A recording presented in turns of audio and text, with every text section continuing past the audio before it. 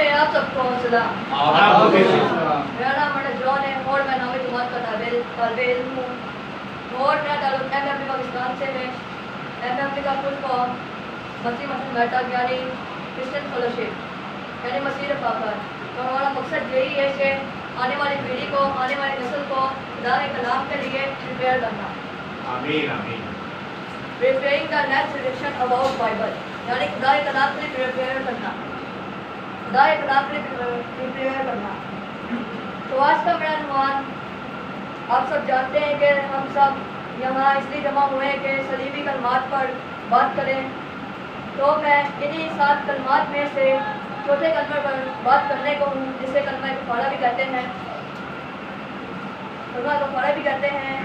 और आज मैं आपको इसके 2 पहलू बताने को हूँ। आजकल लोग आपको रूहानी तौर पर इसके बारे में बताते हैं, इसका रूहानी पहलू आपको बताते हैं, मगर आज मैं 2 पहलू आपको इस कलमे के मुताबिक बताने को हूँ। एक पहलू रूहानी और दूसरा बिंदीकर, एक पहलू रूहानी और दूसरा बिंदीकर।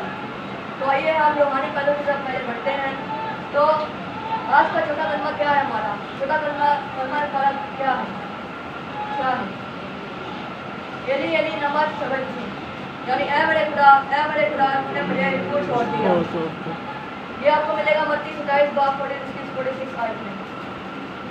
मेरे साथ सब निकालिए। मत्ती 27 बाब उसकी 46 आयत 27 47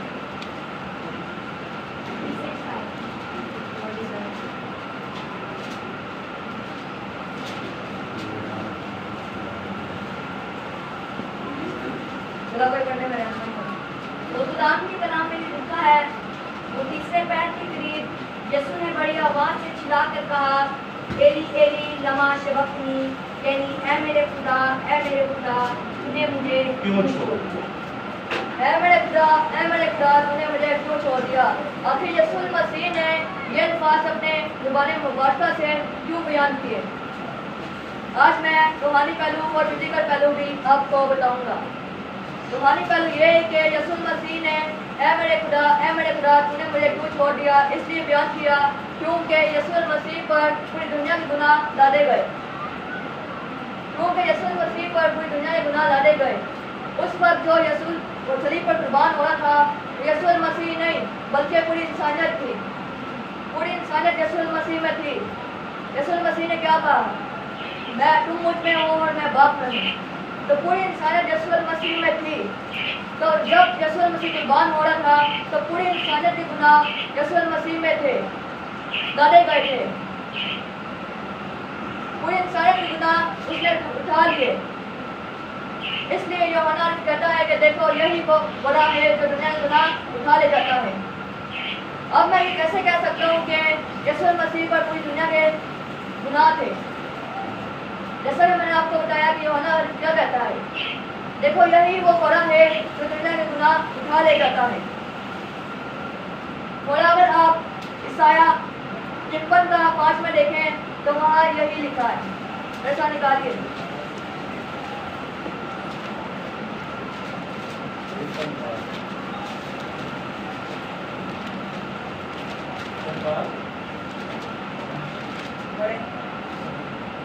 हालांकि वो हमारी खताओं के सबब से गायब किया गया और हमारी बदकारी के बायस बिछड़ा गया। हमारी सलामती के लिए उस पर सियासत हुई ताकि उसके मार खाने से हम शिफा पाएं। हमारी बदकारी की वजह से वो कुचला गया। इनकी बदकारियों की वजह से कुचला गया हमारी बदकारियों की। पूरी दुनिया में जितने भी लोग हैं और आने को भी हैं, सबके गुनाह यीशु मसीह ने माफ़ किए। मेरे और आपके गुनाह यीशु मसीह ने माफ़ किए कुर्बानी के सबब से। यीशु मसीह, मैंने क्या कहा था कि यीशु मसीह जब सलीब पर कुर्बान हो रहा था तो उस वक्त यीशु मसीह कुर्बान नहीं हो रहा था, बल्कि पूरी इंसानियत थी जो यीशु मसीह में कुर्बान हो रही थी। जब यीशु मसीह ने कुर्बानी दी तो पूरी इंसानियत जिंदा हो गई, जिंदगी में आ गई। क्यों? क्योंकि जब आदम और हव्वा ने गुनाह किया तब उन्होंने नेको और बद की पहचान का फल पाया। तो गुनाह की मजदूरी क्या है? मौत है। तो वो मौत में दाखिल हो गए। और जब यीशु मसीह ने उनको अपने अंदर लेकर कुर्बान किया, उनके गुनाहों को लेकर कुर्बान किया, तो उन्हें जिंदगी पाई। जिंदगी का दरख्त कौन है? यीशु मसीह है। हम देखते हैं कि बाग़ अदन में 2 दरख्त लगाए गए थे, एक जिंदगी का दरख्त, उसमें से एक जिंदगी का दरख्त भी था, जिसे खुदावन ने खाने को मना किया था आदम और हव्वा को। मगर वो जिंदगी का दरख्त है, आखिर है कौन था? यीशु मसीह था, जिसने वह जिंदगी दी। हम देखते हैं कि जब यीशु मसीह ने कुर्बानी दी तो हैकल का पट्टा ऊपर से नीचे तक फट गया, तो उसके ऊपर 2 क्रोबीन थे। और जब हम देखते हैं बाग़ अदन के अंदर भी मच्छी की तरह 2 क्रोबीन लगाए गए। तो जब हैकल का पट्टा फटा तो 2 क्रोबीन हैकल का पट्टा जब फटा तो हट गए। तो इसका मतलब ये है कि जो बाग़ अदन में 2 क्रोबीन थे वो भी हट गए। यीशु मसीह के वसीला से ही हम जिंदगी में दाखिल हुए, बाग़ अदन में दाखिल हुए, इसमें दाखिल हुए, बाग़ अदन में दाखिल हुए। तो जिंदगी का दरख्त कौन है? यीशु मसीह। और देखते हैं कि जब हारून की लाठी को कौन कौन जानते हैं? हारून की लाठी सूखी हुई थी और लिखा है कि एक दिन उस पर फल बूटे उगने लग गए, फल बूटे उगने लग गए। तो हम देखते हैं कि पतरस भी कहता है, अपने खत में कहता है कि यीशु मसीह की सलीब पर भी फल बूटे उगने लग गए। यीशु मसीह की सलीब पर फल बूटे उगने लग गए। यीशु मसीह ने कुर्बानी दी तो बहुत सा फल लेकर पैदा हुआ, बहुत सा फल लेकर जिंदा हुआ। यीशु मसीह जमीन पर आए तो उन्होंने बहुत सा फल पैदा किया, बहुत सी जिंदगी को बचाया, पूरी दुनिया को बचाया। तो हम देखते हैं रूहानी पहलू उसका ये है कि जब यीशु मसीह कुर्बान हो रहा था तो पूरी इंसानियत के गुनाह उसमें थे, पूरी इंसानियत के गुनाह उसमें थे। जिस तरह बाग़ अदन में जब आदम और हव्वा ने गुनाह किया तो उन्हें छोड़ दिया गया, गुनाह के सबब से, रफ़ाकत से बाहर निकाल दिया गया। तो इसी तरह जब हम यीशु मसीह में थे तो यीशु मसीह कह रहा था, जिस तरह मेरे बाप ने तुम्हें बाग़ अदन से बाहर निकाल दिया, उसी तरह जब मेरे पर गुनाह लादे गए तो यीशु खुदा ने मुझे भी छोड़ दिया, मेरे बाप ने मुझे भी छोड़ दिया। इसलिए यीशु मसीह ने सलीब पर ये अल्फाज बयान किए कि ऐ मेरे खुदा तूने मुझे क्यों छोड़ दिया? क्योंकि यीशु मसीह पर पूरे गुनाह थे, यीशु मसीह पर पूरी दुनिया के गुनाह थे और खुदा की आँख बड़ी को नहीं देख सकती। इसलिए खुदा ने यीशु मसीह को छोड़ दिया, पूरी इंसानियत को छोड़ दिया। मगर अब बाद में देखते जब हम यीशु मसीह ने कुर्बानी ली तो वो कहाँ था? आसमान पर बाग पे जाने हाथ की तरफ बैठ गया जाकर। तो उस वक्त जब यीशु मसीह पर गुनाह थे तब यीशु मसीह ने कहा कि देखो मेरे बाप ने जिस तरह तुम्हें छोड़ दिया, आदम और हव्वा को छोड़ दिया, तो इसी तरह मुझे भी छोड़ दिया, इसी तरह क्या मुझे भी छोड़ दिया। तो रूहानी पहलू उसका यही है, मेन मुद्दा इसका यही कि बेसलाइन इसकी यही कि यीशु मसीह पर पूरी दुनिया के गुनाह थे, जिसकी बना पर, जिसकी वजह से, जिसके जरिया से यीशु मसीह को खुदा बाप ने छोड़ दिया। इसलिए यीशु मसीह ने सलीब पर यह कलमा बयान किया कि ऐ मेरे खुदा तूने मुझे क्यों छोड़ दिया? तो हमारा रूहानी पहलू क्या था? अभी मैंने बयान किया, आपसे इसका सवाल भी हो। आदम जात का निकाला जाना, टोटल बेसलाइन यही है कि आदम जात का निकाला जाना गुनाह के सबब से। और आदम जात किसमें थी? यीशु मसीह में। और यीशु मसीह में आदम जात के पूरे गुनाह थे। इसलिए यीशु मसीह ने कहा ऐ मेरे खुदा तूने मुझे क्यों छोड़ दिया? तो यही था इसका मेन मुद्दा, रूहानी पहलू उसका यही था। तो आइए हम अपने बिब्लिकल पहलू की तरफ बढ़ते हैं, बिब्लिकल नजरिए की तरफ बढ़ते हैं। अगर हम लेविटिक उसका 16 पढ़ें, उसका 16वां अध्याय पढ़ें तो लेविटिक की किताब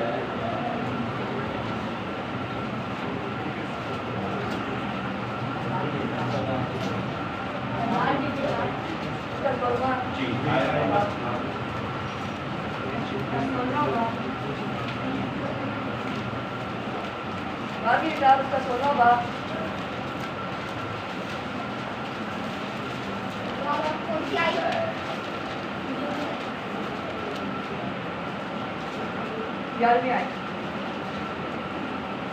और हारून बता की कुर्बानी के बच्चों को जो उसकी तरफ से हैं आगे लाकर अपने और अपने घर के लिए कफारा दे, और बछड़े को जो उसकी तरफ से खता की कुर्बानी के लिए है निकाह करें।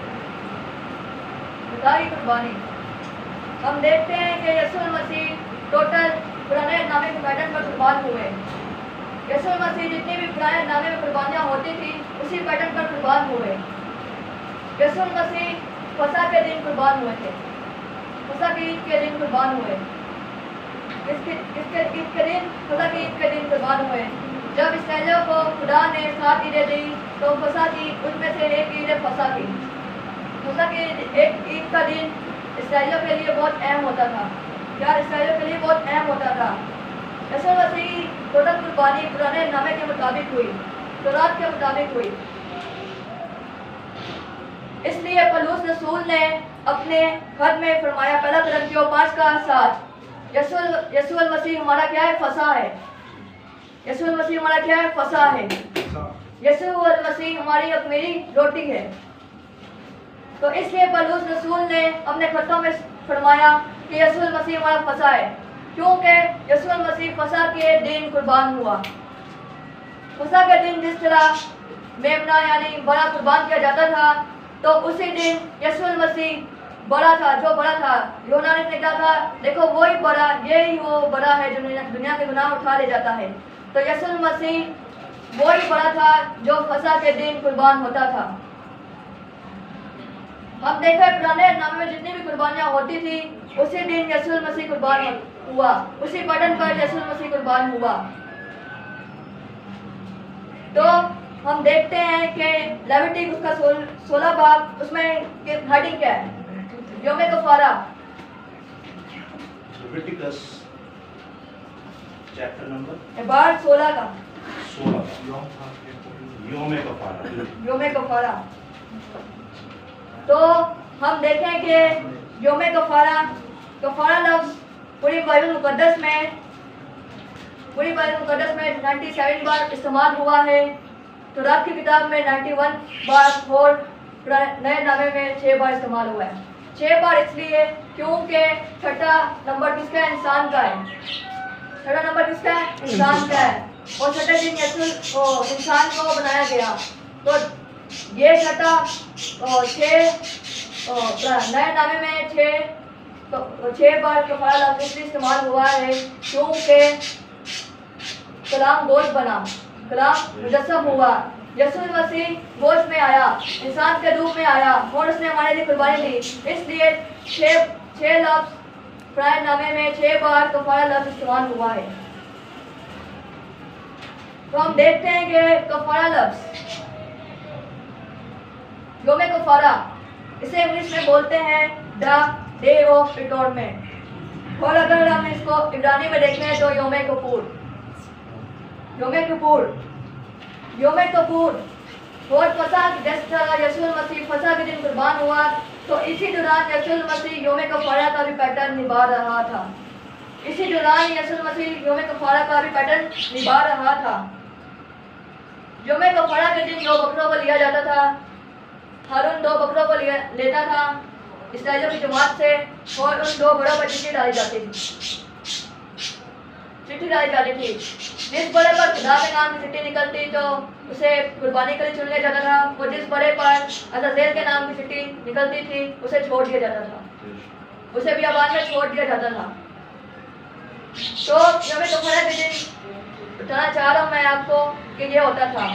आप सब ने ये बात को ध्यान में रखना है। आगे जाकर सवाल पूछूंगा। जो देखते हैं कि कुर्बानी का बकरा होता था, जो कुर्बानी के लिए चुना जाता था, वो कुर्बानी कफारे के लिए देता था, कफारा देता था। वो कुर्बानी इसलिए देता था, कफारे के लिए देता था। वो जो छोड़ा जाता था उस पर इसराइलियों के पूरे गुनाह लाद कर उसे क्या कर दिया जाता था? बियाबान में छोड़ दिया जाता था। हम देखते हैं कि जब फसह की ईद होती थी तो उससे 6 दिन पहले सरदार कायन यरूशलेम में आ जाता था। सरदार कायन यरूशलेम में आ जाता था ताकि फसह योमे कफारा के लिए तैयारी कर सके। जो कुर्बानी फसह के दिन होनी थी उसके लिए तैयारी कर सके, योमे कफारा के लिए तैयारी कर सके। और हम देखते हैं यीशु मसीह भी हमें 6 दिन पहले यरूशलेम में दिखते हैं। यीशु मसीह का हमें 6 दिन पहले यीशु मसीह हमें कहाँ दिखते हैं? यरूशलेम में दिखते हैं। यीशु मसीह का यरूशलेम में शाही दाखिला, तो वो 6 दिन पहले, फसह के 6 दिन पहले हमें यीशु मसीह कहाँ दिखते हैं? यरूशलेम में दिखते हैं।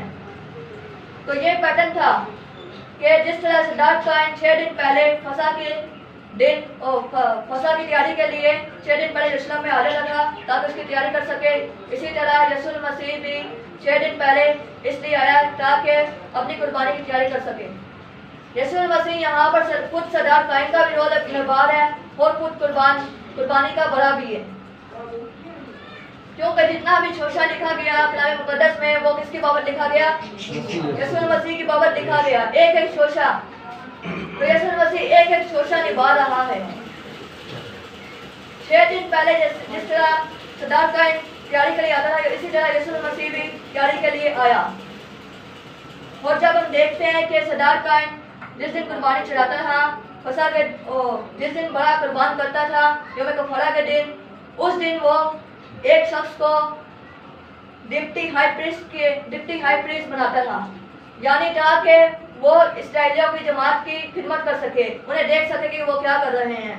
क्योंकि सिद्धार्थ काइन कुर्बानी के लिए मसरूफ होता था तो वो इस्राएली की जमात को नहीं देख सकता था, लेकिन वो डिप्टी हाई प्रीस्ट तैयार करता था ताकि वो इस्राएली की जमात को देख सके। तो हम देखते हैं कि यीशु मसीह ने भी डिप्टी हाई प्रीस्ट बनाया। किसे? मेरे साथ निकालिए लूका 22 का 31 से 32।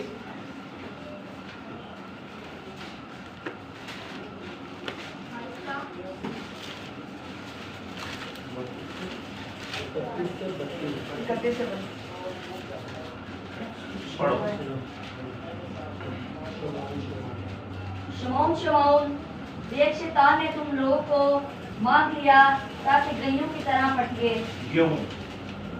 तरह फटके, लेकिन मैंने तेरे लिए दुआ की कि तेरा ईमान जाता ना रहे, और जब तू रजू करे तो अपने भाइयों को मजबूत करना। बस। तो यहाँ पर हम दिखता है कि यीशु मसीह कह रहा है कि अपने भाइयों को मजबूत करना जब तू रजू करे। तो डिप्टी हाई प्रीस्ट इसलिए बनाया जाता था कि क्योंकि वो अपने भाइयों को क्या करे? मजबूत रखे। क्योंकि हम देखते हैं कि इस्राएली लोग खुदा पर सही ठीक तरह से ईमान नहीं रखते थे। जब मिस्र से निकाले गए तो उन्होंने इब्राहिम को, हारून को कहा कि हमारे लिए बड़ा बना जिसने हमें मिस्र से निकाला है। तो ईमान नहीं रखते थे, वो हेर फेर होती जाती थी उनमें, वो गुनाह करते चले जाते थे, और बहुत से गुनाह पुराने नामे में होते थे और बहुत सी कुर्बानियाँ होती थी। तो इसलिए यीशु मसीह ने भी डिप्टी हाई प्रीस्ट बनाया पतरस को, ताकि वो अपने लोगों की रहनुमाई कर सके, अपने लोगों को मजबूत कर सके, मजबूती में कायम कर सके। तो इसलिए यीशु मसीह ने भी पतरस को डिप्टी हाई प्रीस्ट बनाया। जिस तरह सिद्धार्थ काइन कुर्बानी से पहले एक बंदे को डिप्टी हाई प्रीस्ट अपॉइंट करता था। तो हम देखते हैं कि जो मैंने आज अभी बात की है, वो सब पुराने नामे के जितनी भी कुर्बानियाँ होती थी उसी पैटर्न पर यीशु मसीह भी अपना रोल निभा रहा था। तो हम देखें कि तालमूद की किताब यहूदियों की एक किताब है जिसमें योमा नाम की एक किताब है, वहाँ पर इस्राएलियों की जितनी भी कुर्बानियाँ होती थी उसके बारे में बताया गया है। और वहाँ देखें कि जब ईद फसह के दिन वो सिद्धार्थ काइन बड़ा कुर्बान करता था तो उसका खून वो पाक-तरीन मुकाम में ऐद के संदूक के सरपोश पर उंडेलने जाता था। तो इसमें कोई गलती की गुंजाइश ना थी। इसमें क्या गलती की गुंजाइश ना थी? इस ईद पर, इस फसह की ईद पर कोई गलती की गुंजाइश ना थी, क्योंकि इसी दिन कौन कुर्बान हुआ था? हमारा बादशाह यीशु मसीह। Hallelujah, hallelujah. तो हम यहाँ पर हम देखते हैं कि यीशु मसीह कुर्बान होना था, इसलिए गलती की गुंजाइश ना थी। इस फसह की ईद पर गलती की गुंजाइश ना थी। तो इस गलती को सुधारने के लिए, इस गलती को ना करने के लिए वहाँ पर जब सरदार कहीं जाता था तो वहाँ एक शख्स मौजूद होता था व्हाइट कपड़ों में। तो हम देखते हैं कि वो शख्स मौजूद होता था। क्या वो शख्स मौजूद होता था? वो क्या था? वो रूह कुदस था जो उसकी रहनुमाई करता था। वो कौन था? रूह कुदस था जो उसकी रहनुमाई करता था। रूह कुदस था जो उसकी रहनुमाई करता था। तो यहाँ पर जो शख्स हमें दिखता है वो रूह कुदस था जो रहनुमाई करता था, क्योंकि दूसरा मददगार कौन है? रूह कुदस। दूसरा मददगार कौन है? रूह कुदस। तो अगर हम यीशु मसीह को भी देखें तो यीशु मसीह की कुर्बानी में कौन मदद करता था? इब्रानियों 9:14 वहाँ पर लिखा है कि उसी यीशु मसीह की कुर्बानी में रूह कुदस मदद कर रहा था। इब्रानियों 9:14। तो मसीह का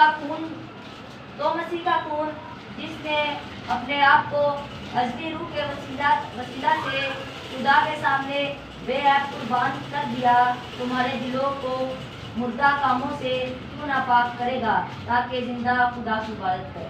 अजली रूह के वसीला से। अजली रूह कौन? रूह कुदस, पाक रूह। तो उसके वसीला से बेऐब उसने खुदा के आगे अपने आप कुर्बान कर दिया। उसमें कोई गुनाह ना था, लेकिन फिर भी उसने हमारी खातिर हमारी सब बदकारी को अपने ऊपर ले लिया। उसमें कोई गुनाह ना था। तो हम देखते हैं कि रूह कुदस भी यहाँ पर यीशु मसीह की खिदमत करते हुए दिखता है, यीशु मसीह की रहनुमाई करते हुए दिखता है, ताकि इस काम में कोई गलती ना हो। और अगर इस काम में गलती हो जाती तो पूरे जितने भी स्टेप्स होते थे वो सरदार कायन को दोबारा दोहराने पड़ते थे। दोबारा कुर्बानी करनी पड़ती थी, दोबारा बकरा चुनना पड़ता था, दोबारा चिट्ठियाँ डालनी पड़ती थी। तो इस काम में गलती की गुंजाइश ना थी।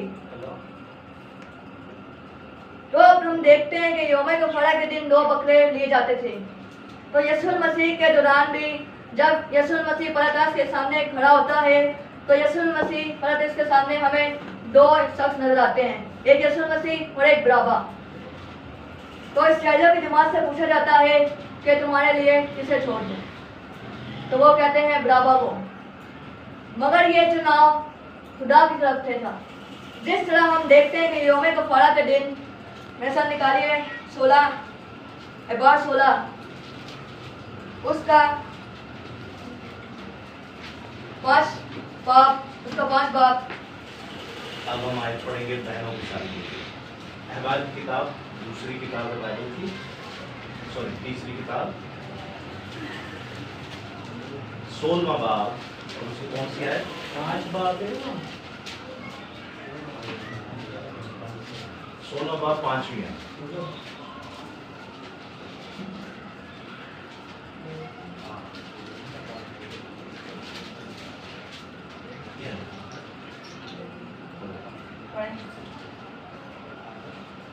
मिशेल 7 बाप। आप पढ़ें। 7 बाप। 7 बाप और तुम्हारे बाप और 7 आयत।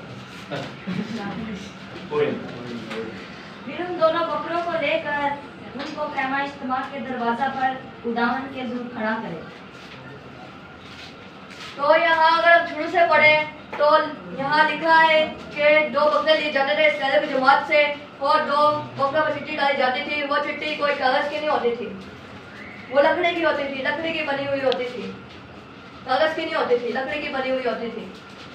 तो उन बकरों पर चिट्ठी डाली जाती थी। तो खुदावन की तरफ से हमेशा दाएं हाथ पे जो खड़ा होता था बकरा, उसके ऊपर खुदावन के नाम की चिट्ठी निकलती थी। सीधे हाथ की तरफ जो खड़ा होता था उस पर हमेशा खुदावन के नाम की चिट्ठी निकलती थी। और उल्टे हाथ की तरफ जो खड़ा होता था उस पर अज़ाज़ेल के नाम की चिट्ठी निकलती थी। किसकी चिट्ठी निकलती थी? अज़ाज़ेल के नाम की चिट्ठी निकलती थी। वो जिस पर अज़ाज़ेल के नाम की चिट्ठी निकलती थी उस पर उसको छोड़ दिया जाता था। गुनाह लाद कर इस्राएलियों की पूरी जमात से गुनाह लादे जाते थे, उस पर हारून उस पर लादता था और उसे छोड़ दिया जाता था बियाबान में। और जिस पर खुदावन का नाम की चिट्ठी निकलती थी उसे कुर्बान किया जाता था। तो हम देखते हैं यीशु मसीह के वक्त भी जब उन्होंने खुदावन ने कुछ चुनाव किया कि किसको कुर्बान करूं और किसको छोड़ दूं, किसको छोड़ दूं। तो यहाँ पर हमें यीशु मसीह छोड़ देने का पैटर्न भी बयान कर रहा है और यीशु मसीह कुर्बान होने का भी पैटर्न भी इदा कर रहा है यहाँ पर, क्योंकि जो छोड़ा जाता था वो गुनाह उठा ले जाता था, गुनाह उठा ले जाता था। अगर हम 16 का 19वीं आज पढ़े तो वहाँ ऊपर हेडिंग होगी गुनाह उठा ले जाने वाला बड़ा। तो वो जो दूसरा बड़ा होता है जिस पर अज़राइल के नाम की चिट्ठी निकलती थी, तो वो गुनाह उठा ले जाने वाला बड़ा था। तो यूहन्ना आरिफ क्या कहता है, देखो यही वो बड़ा है जो दुनिया के गुनाह उठा ले जाता है। तो यीशु मसीह छोड़ देने का भी पैटर्न बयान कर रहा है और कुर्बानी का भी पैटर्न बयान कर रहा है। अगर हम देखेंगे ये दो बड़े सेम होते थे, यानी ट्विन्स कह रहे हैं, पहचान में नहीं आते थे। दोनों में से कोई भी आप देखें तो पहचान में नहीं आते थे कौन क्या है कौन नहीं। ट्विन्स थे, एक जैसे थे, सेम थे, तो ये दोनों बकरे सेम नजर आते थे। हम देखें यीशु मसीह के वक्त भी जो यीशु मसीह पिलातुस के सामने खड़ा था, यीशु मसीह पिलातुस के सामने खड़ा था तो उसके सामने बराबा था। तो बराबा जो था वो भी दो बकरों का रोल निभा रहा था। यीशु मसीह एक बकरा था और बराबा एक बकरा था। और अगर हम बराबा की हिस्ट्री का नाम पढ़े, हिस्ट्री में बराबा का नाम पढ़े तो उसका पूरा नाम है यहोशुआ बराबा, यानी बाप का बेटा। और यीशु मसीह भी किसका बेटा था? बाप का बेटा, खुदा का बेटा था, इकलौता बेटा था। और जो बराबा था वो इंसानी बाप का, आदम का बेटा था, क्योंकि आदम मां के बाप है, उससे पूरे लोग निकले हैं। आदम के लफ्जी माने लोग। तो जो बराबा था वो किसको जाहिर कर रहा था? इंसानियत को, पूरी इंसानियत को जाहिर कर रहा था। और जो यीशु मसीह था वो कुर्बानी के लिए चुना गया। और हम देखते हैं कि जो बराबा था इंसानियत की निशानदही कर रहा था तो उसे छोड़ दिया गया, यानी पूरी इंसानियत यीशु मसीह में थी। जो बराबा था इंसानियत की निशानदही कर रहा था। और हमने क्या पहले सीखा कि पूरी इंसानियत यीशु मसीह में थी, यानी अगर वो बराबा को छोड़ा तो इंसानियत को, पूरी इंसानियत को छोड़ा है। और इंसानियत किसमें थी? यीशु मसीह में थी। इसका मतलब किसको छोड़ा है? यीशु मसीह को छोड़ा है, क्योंकि पूरी दुनिया के गुनाह किसमें थे? यीशु मसीह में थे। अगर इंसानियत को छोड़ा गया तो यीशु मसीह को भी छोड़ा गया, क्योंकि यीशु मसीह ने सारी बदकारियां अपने ऊपर ले ली, हमारी, बराबा की, सबकी, पूरी दुनिया में जितने भी लोग हैं सबकी बदकारियां अपने ऊपर ले ली। जिस तरह बराबा को छोड़ा गया, इसका मतलब ये है कि यीशु मसीह को छोड़ा गया, क्योंकि गुनाह उठा ले जाना बड़ा कौन है? यीशु मसीह। हम देखते हैं यीशु मसीह कफारे के लिए भी अपना पैटर्न बयान कर रहा है। जब यीशु मसीह पर गुनाह लादे गए, उसे छोड़ दिया गया, तो कुर्बानी हुई, कफारा दिया हमारे गुनाहों का, यीशु मसीह ने कफारा दिया। देखते हैं हम कि पुराने नामे में जो गुनाह उठा ले जाने वाला बड़ा था, तो उसके वसीला से, जड़ से तो गुनाह खत्म नहीं होता था, लेकिन जब यीशु मसीह आया तो उसके खून के वसीला से हमने निजात पाई। बेशक बेशक बेशक।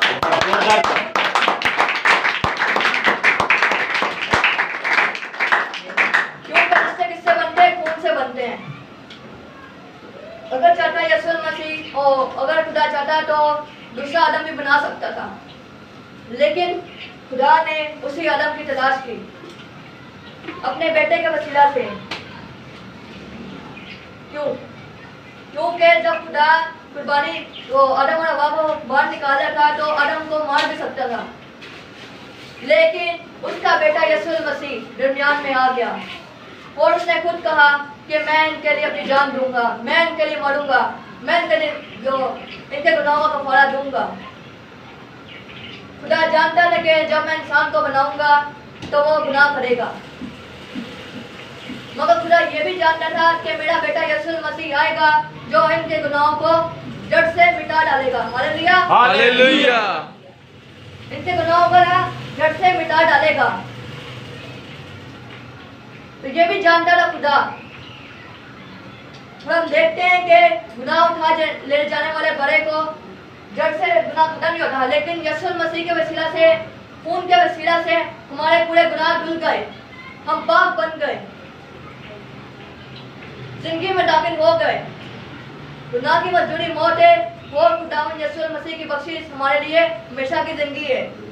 तो हमने यीशु मसीह ने हमें क्या बख्शी? निजात बख्शी। हालेलुया। क्या बख्शी? निजात बख्शी। हमें हमेशा की जिंदगी किसके वसीला से पाई? यीशु मसीह के वसीला से पाई, क्योंकि यीशु मसीह ने हमें क्या बख्शी? निजात बख्शी। तो हम देखते हैं कि गुनाह उठा ले जाने वाला बड़ा जो था उसे छोड़ा नहीं जाता था, यानी यहाँ पर लिखा है छोड़ा जाता था, लेकिन उसको वहां ले जाकर उस पर जुल्म किया जाता था, उस पर ठोका जाता था, उसको मारा जाता था। तो हम देखते हैं जब यीशु मसीह को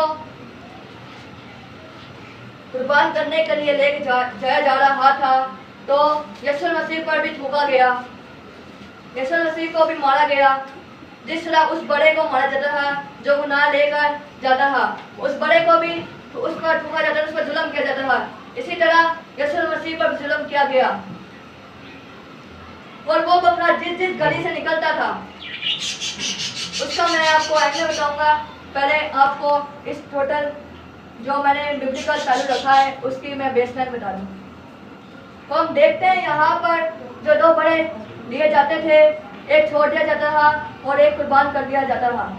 तो जो छोड़ जाने वाला बड़ा था वो भी यीशु मसीह की निशानदेही कर रहा था, और जो कुर्बान किया जाता था वो भी यीशु मसीह की निशानदेही कर रहा था, क्योंकि एक सोचा यीशु मसीह की बाबत लिखा है। तो यहाँ पर यीशु मसीह दोनों रोल निभाते हुए हमें दिखते हैं। जितनी बाबत तौरात के अंदर लिखी गई, जितनी बातें तौरात के अंदर लिखी गई वो किसकी बाबत लिखी गई? यीशु मसीह के बारे में। और जिंदगी का दर कौन है? यीशु मसीह। और जिंदगी क्या है? इब्तिदा में कलाम था, कलाम खुदा के साथ था और कलाम में खुदा था, और वो फजल और सच्चाई से ममूर होकर हमारे दरमियान रहा। और हमने ऐसा जलाल देखा जैसे बाप के इकलौते का। बाप का इकलौता कौन है? यीशु मसीह। हम देखें कि जब सलीब पर यीशु मसीह था तो दो डाकू भी इसके साथ खड़े हुए थे, तो डाकू भी थे, लेकिन एक डाकू को यीशु मसीह ने क्या कहा कि आज ही तू मेरे साथ फिरदौस में होगा। क्यों? किस तरह कहा गया? क्योंकि अगर हम पढ़ें तो लिखा है कि दोनों डाकुओं ने उसको लानतान किया कि अगर तू खुदा का बेटा है तो नीचे उतर आ, हमें भी बचा। मगर एक डाकू ने दुनिया की बातों से कान हटाकर यीशु मसीह की बात को सुना, जिंदगी की दर्द की बातों को सुना, तो वो क्या पाया? निजात पाया, फिरदौस में दाखिल हो गया।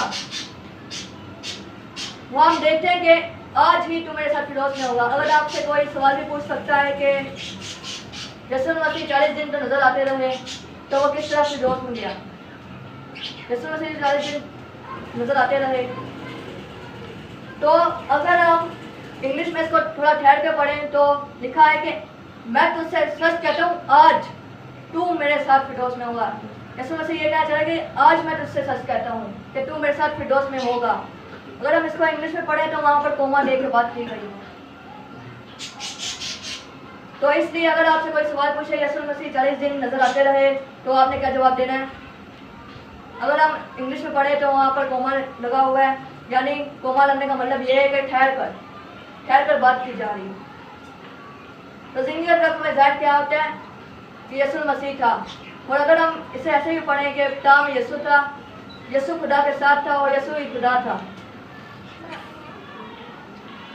तो जिंदगी का दर्द कौन है? यीशु मसीह है। जिस तरह यौम कफारा के दिन गुनाह उठा ले जाने वाला बड़ा था यीशु